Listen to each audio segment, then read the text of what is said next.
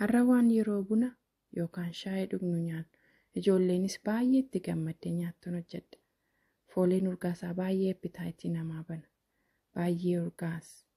Yeroo baay'ee yeroo ijoolleen mana barumsaatii galtu waan hin hojjedhuuf ijoolleen kun fagoo irraa foolii isaa beeku.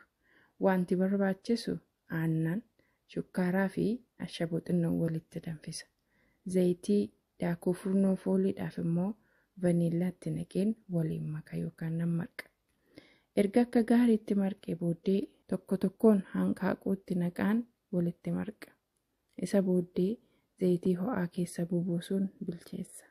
Hamma inni bilchaatutti immoo shukkaara, daakuu qarafaa fi vaniilaa waliin maka. Isa booda akka gaariitti akka wal ga'uuf waraqata keessatti naquun walitti cunqursa. Dhumarratti bareedinaaf chokkolaatii irra keessatti firfirseen dhiyeessaa. Voilà.